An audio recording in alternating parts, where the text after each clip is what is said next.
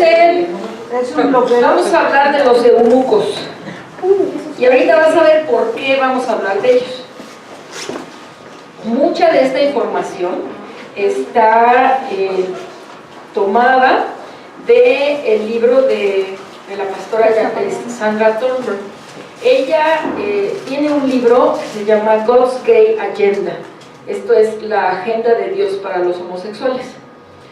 Y es un libro en el que ella desarrolla un pedazo de lo que hemos estado viendo en este taller y un tema más amplio que tiene que ver con los eunucos y cómo la agenda de Dios para los homosexuales, pero no está todavía publicado en español. Turnbull. Sandra, pero casi siempre a ella le gusta que le digan Sandy. Es nuestra pastora que es quien nos da cobertura junto con su esposa, la pastora Janet Robertson. Ok, a ver, ¿qué es un eunuco? ¿Alguien sabe qué es un eunuco? Un hombre que no tiene genitales. Ajá. Castrado. Ajá. Sí. Pero Okay. aparte es sí. un sirviente, ¿no? En algunos contextos, sí. En algunas culturas, porque varía. Hay algunas culturas en las que son la mano derecha del rey, sirven al rey, pero son la mano derecha del rey, ¿sí? Ok, vamos a platicar un poquito más de esto. Es un hombre que no tiene acercamiento sexual con una mujer ni para formar una familia con ella. Es un hombre que no tiene un acercamiento con una mujer porque seguramente no tiene genitales, ¿sí? Ahora, ¿por qué estamos hablando de ellos? Hay un versículo en Mateo 19 en el que Jesús está hablando del matrimonio. Le vinieron a preguntar, ya sabes, los fariseos siempre le querían poner un 4 y le vienen a preguntar otra vez sobre el matrimonio, y entonces le preguntan sobre el matrimonio y él contesta: no todos son capaces de recibir esto. Y ahí insertamos una adecuación que no es original en la Biblia. Estamos hablando del matrimonio, sino aquellos a quienes es dado. ¿De qué estamos hablando? Del matrimonio. O sea, no todos lo reciben, ¿sí? Y entonces dice, pues hay eunucos. No habían hablado de los eunucos, estaban hablando del matrimonio, ¿sale? Y Jesús introduce la palabra eunucos. Y él dice, pues hay eunucos que nacieron así del vientre de su madre. Y hay eunucos que son hechos eunucos por los hombres. Y hay eunucos que a sí mismos se hicieron eunucos por causa del reino de los cielos. El que sea capaz de recibir esto, que lo reciba. Es de esas cosas que dices, ¿cómo? A ver, ¿qué pasó? Ok.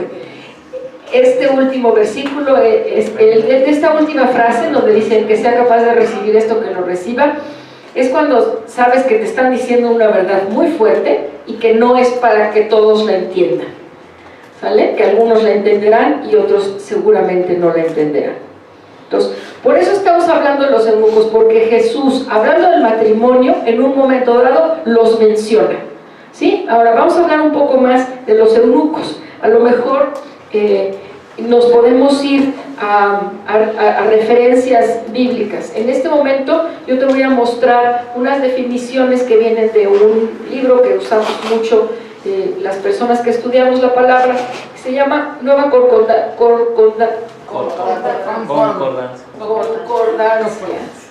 Gracias.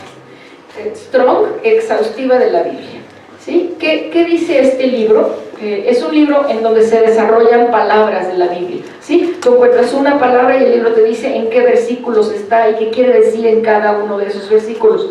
Entonces, ¿cuál es la definición de este libro? Que me hace que le apreté doble. Ahí está. Perdón. Es una persona castrada, ¿sí? Empleada para las cámaras reales de Oriente. Por exención, es un hombre impotente o sin casarse. por implicación es un hombre de Estado. ¿Sale? Entonces, en este contexto histórico y en este contexto geográfico, eran hombres o impotentes o que no se casaban, que podían estar o no castrados, pero normalmente sí lo estaban, y que por implicación de esta misma palabra ocupaban un puesto importante, tenían un puesto, una jerarquía política, digámosle, ¿no? Tenían un puesto de poder. Ahora, en este mismo libro, en la Nueva Concordancia Strong Exhaustiva de la Biblia, habla de la palabra saris, que es la palabra original en la que en el arameo, ¿se acuerdan que dijimos el arameo es una de los idiomas en los que fue escrita la Biblia originalmente? Esta palabra eunuco en arameo era saris, y ellos tienen una definición un poquito, que agrega un poco más de información.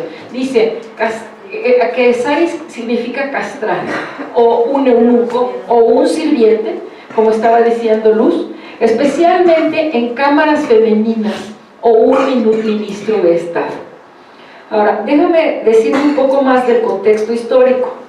Los eunucos, como estaban castrados, pues era muy fácil que los reyes les dieran a cuidarles a sus mujeres, porque podían tener la tranquilidad de que no iba a haber ahí una situación irregular, llamémosle, sin decirle más, ¿sale? Como si todo fuera por abajo. Como si todo fuera así, pero bueno, y por ahí, para allá vamos. Ok. Ahora, si nos vamos a... ustedes saben que hace un rato hablábamos un poco también de los demás libros que utilizan que tienen los judíos, ¿sí? Para diferentes cosas. Ahora, ellos tienen un libro que se llama el Talmud, y en el Talmud babilónico, está un poquito largo, ahorita lo vamos a leer juntos, también hablan de los eunucos. Míralo. Es bien masculino este hombre, ¿no? Este es un dibujo de alguien, ¿no? Hasta mandil tiene. Bueno, ¿qué dice? Dice, nuestros rabinos nos enseñaron, ¿qué es un saris o un eunuco? Cualquier persona, por ahí de los 20 años de edad, que no ha producido ni un vello púbico, y aunque los haya producido, tiene todas las siguientes características. No tiene barba, su cabello es lacio, su piel es suave, aquel cuyo cuerpo no produce vapor después del baño durante la temporada de invierno, alguien cuya voz es anormal y no se distingue entre la de un hombre o una mujer. ¿Sale?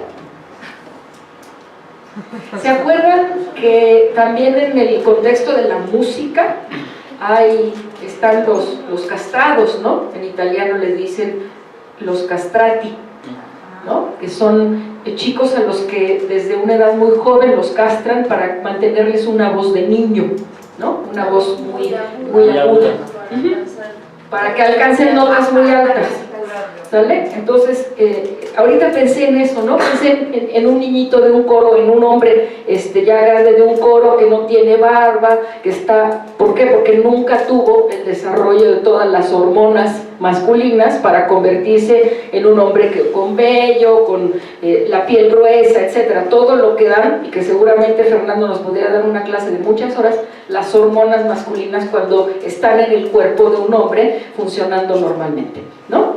Entonces, seguimos explorando un poco. También en el Talmud babilónico hablan de un saris femenino, y dice, ¿qué mujer es considerada incapaz de procrear? Y dice, cualquier mujer de 20 años que no haya producido vello púbico y que, aún produciéndolo, no sea considerada para la procreación, y reúne las siguientes características. No tiene senos, sufre dolor durante el coito. Aquella mujer cuya voz es tan grave que no se distingue entre la de un varón. ¿Sale? Entonces estamos hablando de todo este grupo de personas que no son como la norma, como el 100%, bueno, como la mayoría de los demás, ¿no? Hay teórico, una persona sociólogo, etcétera, etcétera, que ha estudiado a los eunucos, y él inventó esta citas de él, dice que son el tercer sexo. Entonces, a ver, vamos a regresar a Mateo 19, 11, 12, y dice: entonces él les dijo, no todos son capaces de recibir esto, sino aquellos a quienes es dado, pues hay eunucos que nacieron así del vientre de su madre. ¿Qué está diciendo? No todos se van a casar, ¿no? No todos van a llegar a casarse. ¿Por qué? Porque hay unos que nacieron eunucos desde el vientre de su madre. Hay eunucos que son hechos eunucos por los hombres, y hay eunucos que asimismo se hicieron eunucos por causa del reino de los cielos.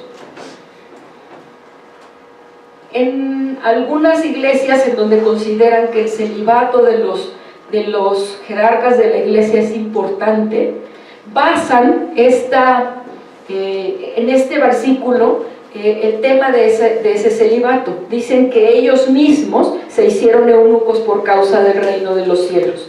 ¿Sí? Esta es parte de la justificación del celibato de algunos ministros eclesiásticos de algunas iglesias. Entonces, estamos hablando de que hay tres tipos de eunucos, según lo que dice Jesús en este versículo. Los que así nacieron, ¿sí? Es decir, que no desarrollaron los caracteres femeninos o masculinos, secundarios y primarios, para llegar a convertirse en hombres o mujeres. Hay personas así. Yo conozco una chica que, si la analizan físicamente, biológicamente, no es ni mujer ni hombre, porque no tiene ningún carácter sexual físico que se marque, ¿no? Pero la educaron como niña, y entonces pues ella vive como niña, y bueno, ahora es una mujer, ¿no? Es una persona que es hija de una amiga de mi madre. Ok, ella nació así, ¿no? Así nació, así la hizo el Señor. ¿Por qué? No sabemos, pero así la hizo. Los eunucos hechos por el hombre, los castrados, ¿sí? Y aquí hablamos de muchos de los que aparecen en la Biblia, y de los que aparecen en las historias de los reyes, y estamos hablando de los reyes desde la historia de la Biblia hasta los reyes en Europa, en otras culturas, ¿no? Estos castrados o hechos por el hombre, inclusive aquellos a los que se refería la pastora cuando nos habla de aquellos que se magullaban a sí mismos los órganos sexuales porque estaban en un momento de éxtasis, ¿no? Esos son los castrados.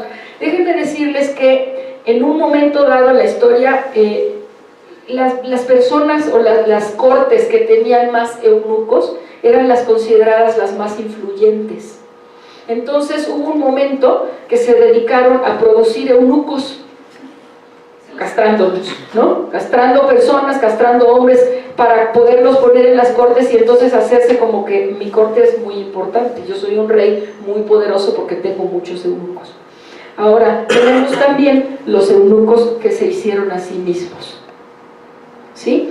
Ahora, sobre los castrados hay una ley importante en Deuteronomio, con este mismo tema de que se castraban a sí mismos, se tomaban una piedra y se magullaban los órganos sexuales. Hay una ley en Deuteronomio 23:1, dice claramente: no entrará en la congregación de Jehová el que tenga los testículos magullados o amputado su miembro viril.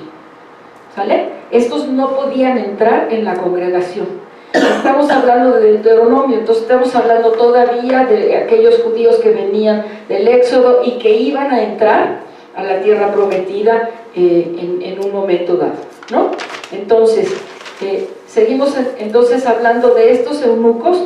Regresamos con que hay tres tipos: los de nacimiento, los que fueron hechos por el hombre, y aquellos que se hicieron a sí mismos por la causa del reino de los cielos.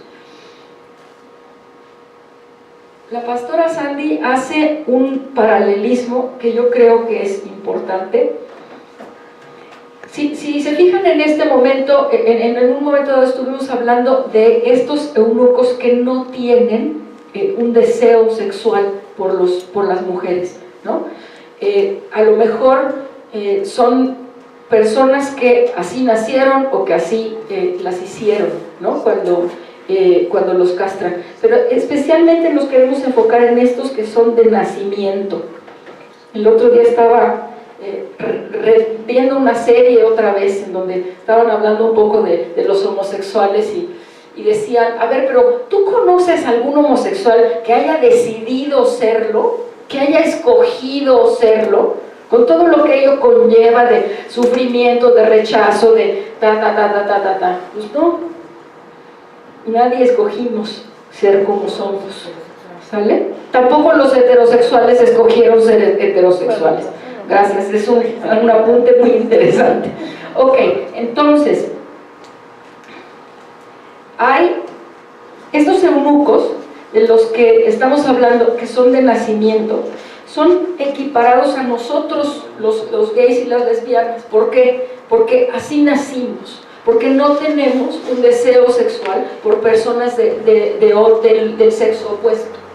Así nos creó Dios y así nos hicimos, ¿vale? Nosotros no nos hicimos así por causa del reino de los cielos, no es eso lo que estamos haciendo, no todos estamos en ese momento en nuestra vida, no todos somos llamados a ser ministros, etc. Y no es un requisito para entrar en el reino de los cielos el que seas un eunuco, para nada, ¿no? Pero estamos diciendo que los eunucos somos, en la visión de la pastora Sandy, en este libro que está súper documentado, son 8 capítulos en los que habla de los eunucos, y yo te lo estoy tratando de resumir en 50 minutos porque si no se acaba la pila. Entonces, nosotros somos los eunucos del día de hoy, nosotros somos los eunucos modernos, y es muy claro que por diferentes momentos en la historia de la Biblia hay como un llamado muy claro para los eunucos. Los eunucos, y ahorita les voy a decir en qué está fundamentado esto que les estoy diciendo. Los eunucos estamos llamados a tener influencia, y les voy a hablar de una historia en donde hay un eunuco que se llamaba Ebed-Melech. Estamos llamados también a intimar con el rey, y ahí voy a hablar de un eunuco que se llamaba Hegai. Estamos llamados a tener un compromiso, y ahí te voy a hablar de 2 o 3 eunucos que aparecen en la historia de Jezabel. Vamos a hablar también del llamado para que los eunucos estemos en el templo, y te voy a hablar de un ejemplo de un eunuco que se llamaba Natán-Melech. Ese nombre Melech a lo mejor tiene algo que ver con el eunuco, está muy repetido. Y también estamos llamados al comercio. Te voy a hablar de un eunuco que aparece, es el único eunuco que claramente aparece como un personaje en el Nuevo Testamento. Ahora, ¿por qué estamos diciendo que somos llamados a tener influencia? Te voy a contar la historia de este eunuco que se llamaba Ebed-Melech, que tiene que ver y estaba muy relacionado con el rey Josías. Esto está todo en el libro de Jeremías. Te voy a contar rápido. Tú sabes que la historia del pueblo judío, del pueblo de Israel, es como un ir y venir, como un péndulo, del tiempo que están los judíos cercanos a Jehová y obedeciendo sus preceptos, adorándole solo a Él, estando cerca de Él. Y va llegando un momento en que se van dejando influenciar por los pueblos de alrededor, por los deseos, por las pasiones humanas, por no sé qué, bla, bla, bla, y acaban cayendo en idolatría, alejándose del Señor. Y otra vez algo pasa, y esto está, pero súper plagado en el libro de Reyes, de Jueces, ¿no? Van y vienen, ¿no? Y están todos los jueces que están tratando de regresar, pero está en toda la historia del pueblo judío. Entonces, en este momento el rey que reinaba se llamaba Josías, y Jehová se está dando cuenta de que el pueblo está otra vez yéndose, pero así como en picada rápidamente. Entonces manda a Jeremías a que le diga al rey, y manda a otros profetas a que le digan al rey Jeremías, al rey Josías, oigan, oye, aguas, ¿no? El pueblo se va a ir a la coladera, estás dejando que paz, mira, aquí hay idolatría, en esto están faltando, aquí no están cumpliendo con esta ley, etcétera, etcétera. Y entonces Jeremías empieza a hacer ruido y ruido y ruido, hasta que llega un momento que el hijo del rey Josías dice, ay, ya me cayó gordo. Y entonces va con su papá y le dice, oye, hay una cosa aquí muy mal, nada más nos está haciendo sentir mal a todos. Entonces lo que vamos a hacer, lo que necesitamos hacer es que hagas algo, papá, para que nos lo quites de encima. Y entonces el rey Josías, dándole empoderamiento a su hijo, le dice, pues, ahí hagan lo que ustedes quieran, ¿no? Arréglalo tú, le dice, arréglalo tú. Y entonces deciden, el hijo de Josías y alguien más seguramente, meter a Jeremías a una cisterna, ¿no? Como para callarlo. Lo que está pasando en esa cisterna es que se está llenando de lodo y de agua y eventualmente ya faltan 3 minutos para que Jeremías muera, ¿sí? Entonces ahí estamos en este momento. Y hay una persona en la corte que se llama Ebed-Melech, y así dice en el libro de Jeremías: y oyendo Ebed-Melech, hombre etíope, eunuco de la casa real, que habían puesto a Jeremías en la cisterna, y estando sentado el rey en la puerta de Benjamín, Ebed-Melech salió de la casa del rey y habló al rey diciendo: mi señor el rey, mal hicieron estos varones todo lo que han hecho con el profeta Jeremías, al cual hicieron echar en la cisterna, porque ahí morirá de hambre, pues no hay más pan en la ciudad. Entonces mandó el rey al mismo etíope, Ebed-Melech, diciendo: toma en tu poder 30 hombres de aquí y haz sacar al profeta Jeremías de la cisterna antes de que muera. Esto está en el libro de Jeremías, capítulo 38, del 7 al 10. ¿Sí? ¿A quién mandó el rey a que sacara a Jeremías de ahí? Al eunuco. ¿Quién fue el que le fue a decir al rey: se va a morir un profeta de Jehová, no lo podemos dejar que se muera, vamos a salvarlo? ¿Quién fue? Un eunuco. ¿Y por qué es capaz de irle a decir al rey que salve al eunuco? Porque no es cualquier siervo, es un eunuco que puede hablarle al rey y que el rey lo escucha. Entonces no es así como, no es un siervo más, es una persona que tiene influencia, ¿sí? Entonces estamos diciendo que nos está llamando el Señor a los eunucos modernos, a los eunucos del día de hoy, a hablar, a tener influencia. Tenemos influencia en muchas esferas. Tenemos algo que a los mercadólogos les encanta, porque como muchos de los homosexuales no tenemos hijos, tenemos un poder adquisitivo más alto, porque no hay necesidad de pagar escuelas, doctores, libros, etcétera, etcétera, etcétera, etcétera. No invertimos en eso, podemos invertir más en nosotros, y por eso a los mercadólogos les encanta. Pero ¿por qué te estoy diciendo esto? Porque tenemos un lugar privilegiado en el que podemos tener una influencia especial, y a eso es a lo que nos está llamando, la primera cosa a la que nos está llamando nuestro Dios, a los eunucos modernos. También nos está llamando a tener una intimidad con el rey. ¿De cuál rey estoy hablando? De Jehová, de Jesús, ¿no? Vamos a ver un poco de la historia de Esther. A lo mejor te acuerdas de la historia de Esther. Está un rey. ¿Quién me acuerda decir cómo se llama el rey de Esther? ¿En la época de Esther? Asuero. Gracias. Tengo mi apuntadora. El rey Asuero está una noche, en un momento dado, departiendo con gente, con puros varones, ¿no? Por supuesto, llega un momento, sabemos cómo son los varones, que se ponen a hablar de mujeres, ¿no? Y entonces el rey dice: uy, pero mi reina es la mujer más bella de todo el reino. Van a ver, ahorita se las voy a mandar traer. Manda a unos eunucos a que la vayan a traer a la reina, no es Maris, Basti, a la reina Basti, ¿sí? A la esposa del rey. Entonces llegan hasta su lugar donde está la reina Basti y le dicen, dice el rey que vayas. Y entonces dice, ay, no, estoy muy cansada, yo ahorita no voy a ir. Entonces regresan los eunucos y por supuesto el rey, que está afrentado totalmente, porque cómo es posible que no pueda demostrar ante sus amigos que él es el amo y señor de su casa, y que cuando manda a traer a su mujer, la mujer viene.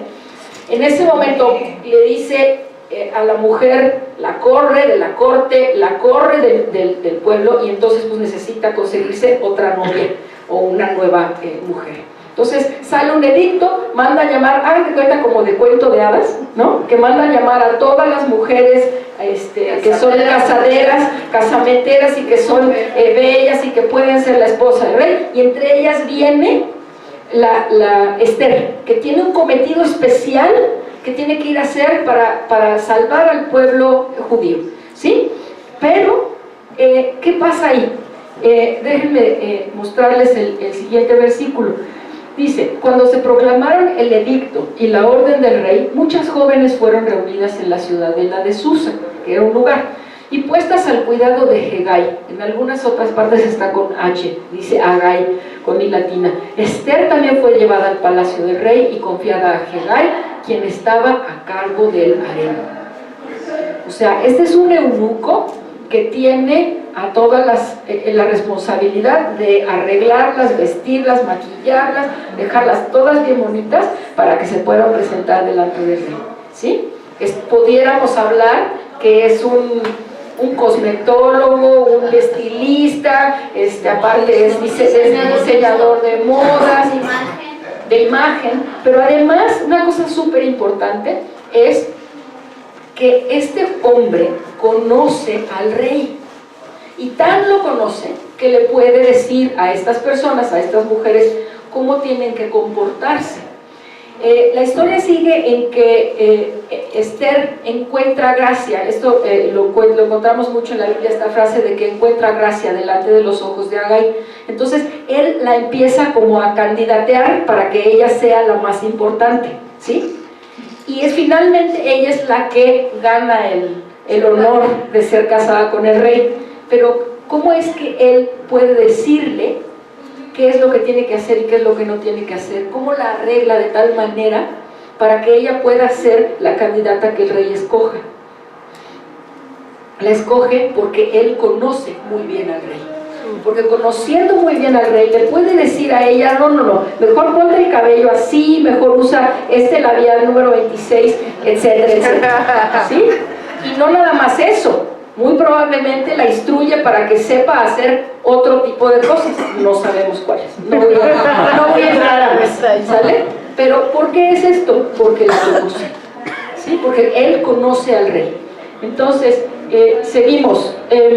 Cuando a Esther, la joven que Mardoqueo había adoptado y que era hija de su tío Abijail, le llegó el turno de presentarse ante el rey, ella no pidió nada fuera de lo sugerido por Hegai. Ella ya venía bien entrenada por él, ¿sí? Ella le había dicho todo lo que se necesitaba, el eunuco encargado del harén del rey. Para entonces ella ya se había ganado la simpatía de todo el que la veía. Entonces ya era la candidata número 1, pero ¿cómo llegó ahí?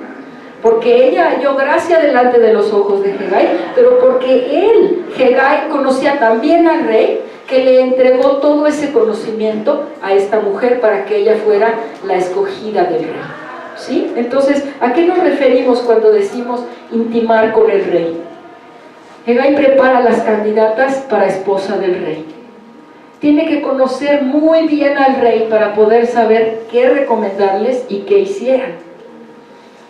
Entonces, ¿cómo es que nosotros, como eunucos de este tiempo, vamos a tener mejor conocimiento del rey? ¿Cómo es que vamos a lograrlo? Pues estando cerca de él, ¿no? Intimando con él, estando en su palabra, estando en oración, estando en comunidad, en congregación, para lograr conocerlo mejor y lograr tener esa cercanía con el rey. ¿Sale? Entonces, seguimos. Y dijimos que la primera encomienda para los eunucos era ¿cuál? ¿Se acuerdan? Tener influencia. Tener influencia. Y después dijimos intimar con el rey. ¿Sale? Ahora vamos a hablar de tener compromiso. ¿De qué estamos hablando? Les voy a contar la historia de Jezabel. ¿Se acuerdan de esta mujer que estaba casada con el rey? Es pregunta de examen para mi apuntador. Acá. Gracias. Estaba casada con el rey Acá. ¿Sí? Esto es en los tiempos del profeta Elías. Ok, sí han estado estudiando mis compañeros su Biblia. Ok, aquí en este libro hablamos, la Biblia menciona a 2 o 3 eunucos. Les cuento rápido. Esta mujer Jezabel había tomado el poder en sus manos, ¿sí? Tenía de tal manera envuelto a su esposo que ella era la que mandaba, ¿sí? Y ella no era judía, no era del pueblo de los judíos, y ella lo que quería era llevar a todo el pueblo a que fueran idólatras y a que adoraran a otros reyes. Entonces ella estaba haciendo cualquier cosa que se le ocurriera para lograr eso. Entonces cuando llegaban los profetas para decirle al rey: oye, aguas, te está mandando a decir Jehová que tengas cuidado, ¿qué estaba haciendo Jezabel? Los mandaba a matar. Cuentan la historia que mandó matar como por ahí de 100 profetas, ¿sale? Por eso dicen que es la destructora, la que está queriendo destruir a la iglesia. Entonces llega un momento en que hay una persona de la corte, se llama Jehú, que dice: híjole, esto ya no puede seguir pasando, ¿no? Esto va a darle a la torre al pueblo de Israel. Y entonces decide que va a hacer algo. Él decide tomar las riendas de la situación. Y en un momento dado, Jezabel, que es una mujer muy corpulenta, muy grande, está en el balcón, ¿sí? Y atrás de ella hay varias personas. Y entonces estamos en este momento. Y entonces dice: alzando él, ¿quién? Jehú, ¿no? Que era un miembro de la corte. Dice: entonces él, alzando él entonces su rostro hacia la ventana, dijo: ¿quién está conmigo? ¿Quién? Y se inclinaron hacia él 2 o 3 eunucos. Y él les dijo: echadla abajo. Y ellos la echaron. Y parte de su sangre salpicó en la pared y en los caballos, y él la atropelló. Es una historia bastante cruel, ¿no? Es de estas cosas que dicen: ¿cómo? ¿Dios hizo eso? Bueno, pero no estamos hablando de eso. Estamos hablando de que en el momento en que Jehú habla y les dice: atáquenla, mátenla, ¿no? Aviéntenla del balcón. ¿Qué es lo que oyen los eunucos? Los eunucos escuchan una orden que no viene de Jehú. Es una orden que viene de Jehová. Es una orden que viene de Dios. ¿Y qué hacen los eunucos? ¿Cuál es la respuesta de los eunucos inmediatamente ante una orden del Dios?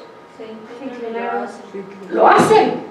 No hay de otra, ¿no? Ellos no tienen ninguna otra opción. Entonces, ¿de qué estamos hablando cuando estamos hablando de este llamado a tener compromiso? Estamos hablando de hacer lo que Dios necesita. Estamos hablando de escuchar sus mandatos. Y estamos hablando de obedecerlo. ¿Para qué? Para expandir el reino de Dios en esta tierra. ¿Sale? Ese es el otro llamado al que nos está llamando, al ser eunucos modernos en este mundo. También el siguiente llamado es a estar en el templo. Y aquí vamos a hablar de otro eunuco.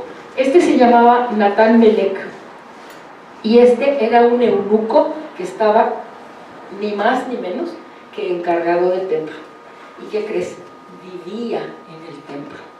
Entonces, estamos diciendo, había un rey, el rey de esa época, Josías, ¿no? No, ya me estoy haciendo bolas. Bueno, el rey de esa época, perdónenme que ahorita no me acuerdo ya, son muchos nombres y muchas cosas. El rey de esa época llega un momento en que se da cuenta de que están totalmente separados de Jehová.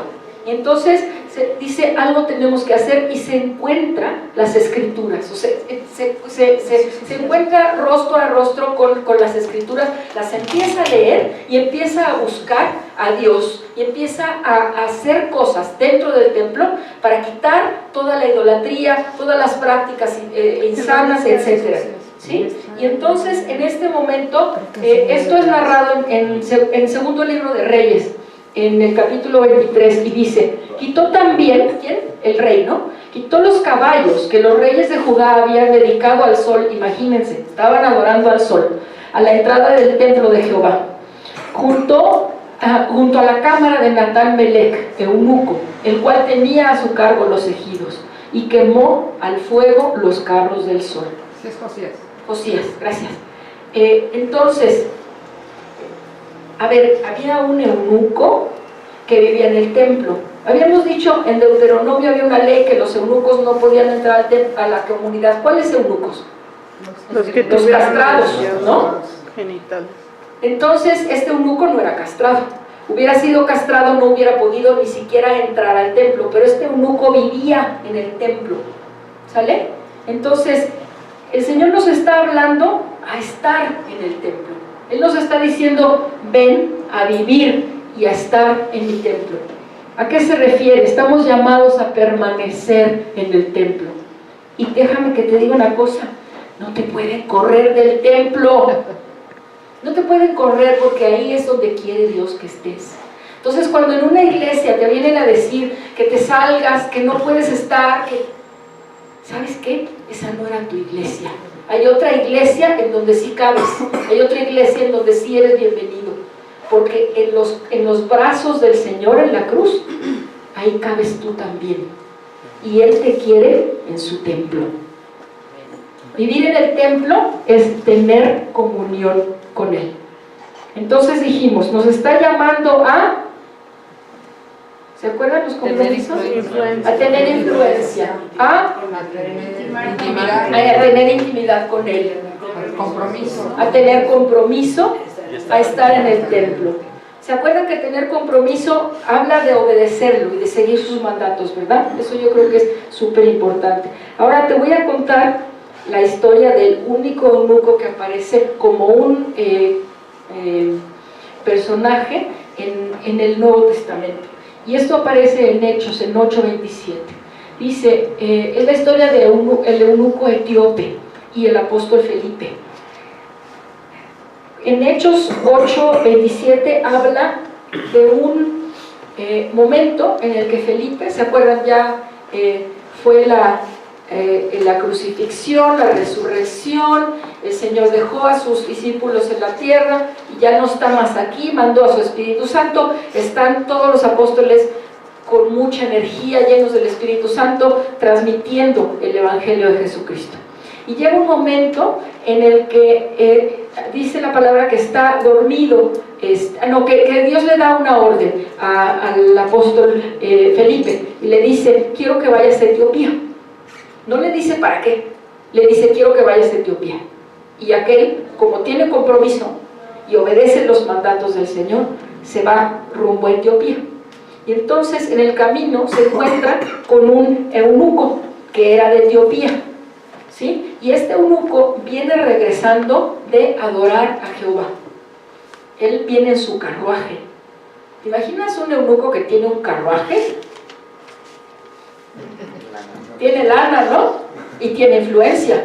Él tiene un puesto en la corte de la reina a la que sirve, y ese puesto tiene que ver con las finanzas de ese reino, de ese reinado, ¿sale? Entonces, en ese momento, el eunuco viene leyendo las escrituras, ¿sí? En eso va, y ya aparece Felipe y le dice, vas para allá, órale, te doy ray. Entonces se sube en el carruaje y empiezan a hablar, y por supuesto el eunuco, cuando Felipe, por supuesto que con ese poder que trae del Espíritu Santo, le empieza a hablar de la palabra, no hay de otra. Y entonces el eunuco le dice, oye, pues estamos hablando de lo mismo, mira, yo vengo leyendo las escrituras, ¿y qué crees? ¿Será posible que yo me bautice?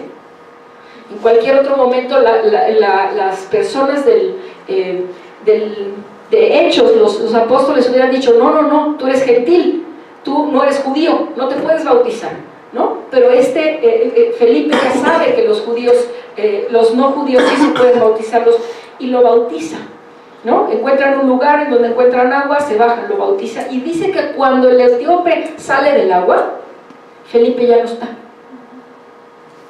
¿no? La gente lo interpreta como si fuera un sueño. Felipe despierta del sueño y está en su cama. ¿A qué iba Felipe a Etiopía? ¿Tú crees que sí, el mandato era que fuera hasta Etiopía? No. ¿A qué lo mandó el Señor? A que se encontrara el eunuco para bautizarlo, ¿no? Para hablarle de la palabra. Entonces, ¿cómo? Los eunucos pueden ser bautizados. Los eunucos pueden ser bautizados y caben en el templo del Señor, ¿sí? Entonces dice, entonces él se levantó y fue, y sucedió que un etíope, aquí es donde está, ya les conté un pedazo así, funcionario de la Candace, reina de los etíopes, el cual estaba sobre todos sus tesoros y había venido a Jerusalén para adorar.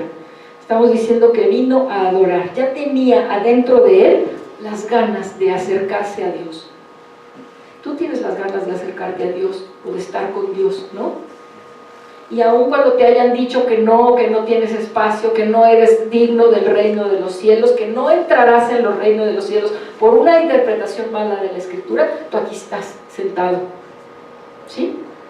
Y este etíope tiene influencia en el mercado y en el comercio.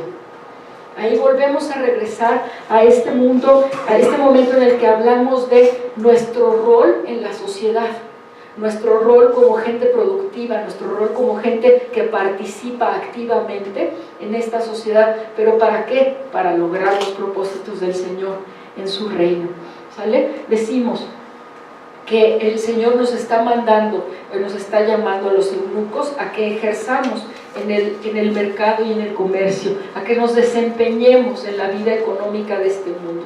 ¿Para qué? Para dar testimonio. Porque si tú estás allá afuera en tu trabajo, si tú estás allá afuera con tus clientes y estás actuando como un verdadero hijo de Dios, vas a estar dando un testimonio, ¿sí? ¿Se acuerdan? Hemos hablado y sabemos que los santos, ya sean los elegidos del Señor, esos que son llamados por el Señor, no nada más están en los templos, no nada más están en las iglesias, son llamados especialmente a ejercer su función allá afuera, en el mundo, para seguir trayendo más gente a los pies de Cristo. Por eso nos pone allá, en el mundo, en el mercado y en el comercio. ¿Por qué más? Porque sabe que vamos a ser justos, que vamos a ser honestos, y eso va a seguir dando un testimonio. Porque nuestra voz tiene peso, porque somos llamados a ser excelentes en nuestro trabajo. A eso es a lo que nos está llamando el Señor, ¿sale? Entonces, estamos hablando aquí de todos estos compromisos. Ahora, ¿se acuerdan que dijimos que el eunuco va leyendo una parte de la Escritura? ¿Qué creen que venía leyendo? Venía leyendo el libro de Isaías. ¿Y qué creen que dice Isaías? Esta es una promesa que a mí, de veras, hasta se me cimbra la voz cuando la leo. Porque así dijo Jehová a los eunucos, así dijo Jehová: a los eunucos que guarden mis días de reposo, es decir, que cumplan mi ley, y escojan lo que yo quiero, y abracen mi pacto, yo les daré lugar en mi casa, y dentro de mis muros, y nombre mejor que el de los hijos e hijas, nombre perpetuo les daré, que nunca perecerán. Es la promesa más hermosa que podemos tener los eunucos de este mundo moderno. ¿Sí? Estamos hablando de un mensaje muy claro. Te voy a decir un poco, y ya con esto estamos terminando, sobre algunos números que hay en la Biblia. Hay 500 versículos que hablan del amor. Hay 500 versículos que hablan de la misericordia, de la gracia. Hay 100 versículos que hablan del perdón. ¿Y qué crees? Solo hay 6 versículos que supuestamente hablan de la homosexualidad. Solo 6. Y ya estudiamos en esta tarde-noche que esos 6 versículos están mal interpretados. Y ya hicimos un desglose de todo esto. ¿Sí? Entonces, ¿a qué nos está llamando el Señor? ¿Qué es lo que quiere Dios de nosotros? En Marcos 12 dice, Jesús dijo, amarás al Señor tu Dios con todo tu corazón y con toda tu alma y con toda tu mente. Este es el primero y más grande mandamiento.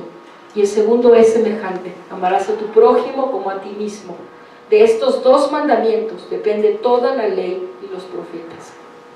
¿A qué nos está llamando? A amar, a no condenar, a no segregar, a no discriminar. A eso nos está llamando, a estar unidos, a ejercer este amor que Él nos da y a dar testimonio de lo que estamos haciendo. A eso nos está llamando. Y yo ahorita te pido que recuerdes, ¿te acuerdas que hablamos de la esposa de Lot? Fíjate, ni siquiera se menciona su nombre, pero sabemos claramente que la esposa de Lot, ¿qué hizo? En vez de ver hacia adelante, hacia donde iba, ¿qué hizo? Volvió para atrás. Y yo te invito hoy a que no te voltees para atrás.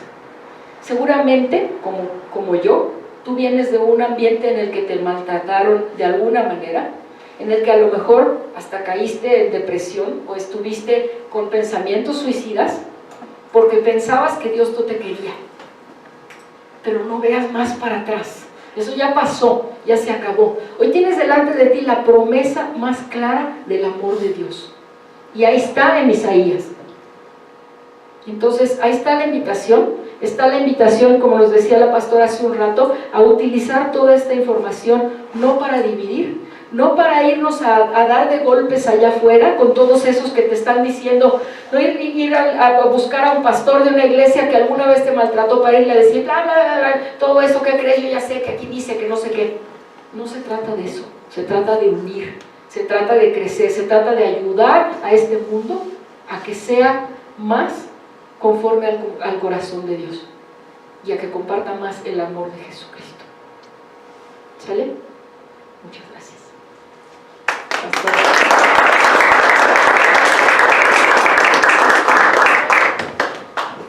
Pues muchas gracias Emma por este mensaje. Gracias a ti que estuviste aquí, que aguantaste 5 horas casi, ¿no? Para estar aquí todos reunidos. Yo te invito a que conozcas más de Misión Cristiana Incluyente. Somos una iglesia que vamos a cumplir 7 años, tenemos una misión, tenemos una visión, tenemos un lema, tenemos escuela de líderes, tenemos escuela dominical, tenemos talleres, tenemos toda una infraestructura y por supuesto tenemos una cobertura, ¿sí? No creemos en que somos llaneros solitarios, creemos que debemos de tener una cobertura, aparte de la cobertura de Dios, por supuesto. Nuestra cobertura es Sandra Trumbull y Janet Robertson, que están en Estados Unidos. Ellas vienen cada año para acá en los aniversarios. Nosotros vamos para allá cada año en noviembre, en octubre. Entonces, bueno, es todo un proceso. Esta iglesia de verdad que tiene las ganas siempre de querer ayudar a todo aquel que necesita de Dios. Y no importa que seas gay o que no seas gay, también Dios ama a los heterosexuales. Entonces eres bienvenido, ¿ok? Bien, pues muchas gracias y nos encuentras en Facebook, en Misión Cristiana Incluyente, nos encuentras también por inbox y por el canal de YouTube, vamos también a subir todo esto, que se llama Dios y los gays. Dios y los gays, ¿ok? Bien, pues estamos despedidos y gracias, mañana tenemos servicio a las 12 del día. Gracias.